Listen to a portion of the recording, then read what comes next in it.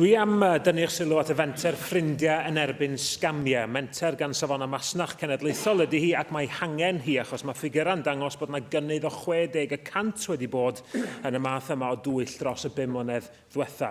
Yn ddiweddar, mi gafodd etholwyr i mi alwad ffôn gan rhywun oedd yn honni dod o gwmni band eang adnabyddus yn gofyn am fanylion i cyfrifiadur. Dim ond pan nathon nhw ofyn am fanylion cyfri banc y gnaeth yr etholwyr sylweddoli fod rhywbeth o'i le a rhoi'r ffôn i lawr. Yn ffodus, mi wnaethon nhw gysylltu efo'n swyddfa i ac mi fedron ni roi cyngor iddyn nhw ar sut i ddiogelu i cyfrifiadur a'i harian. Dwi'n nabod yn dda iawn un arall nath ddisgyn am sgam debyg iawn.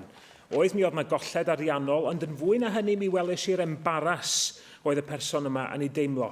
Mae'r rheini sy'n gyfrifol am sgamiau yn aml yn targedu y bobl mwyaf bregus, ac maen nhw'n dibynnu ar ei bobl deimlo cywilydd fel eu bod nhw'n peidio sôn wrth unrhyw un. Mae yna ddyfalu mai dim ond falle 5% o bobl sydd wedi cael eu sgamio sy'n rhoi gwybod i'r awdurdodau. Y gwir amdani wrth gwrs ydy bod troi at deulu neu ffrind yn fodd i rannu y gofid, ac mae yna ddigon o fudiadau bobl droi atyn nhw hefyd i rybuddio eraill ac i geisio cael arian yn ôl yn cynnwys y Comisiynydd Pobl Hŷn, yr adran Safon a Masnach leol neu cyngor ar bopeth.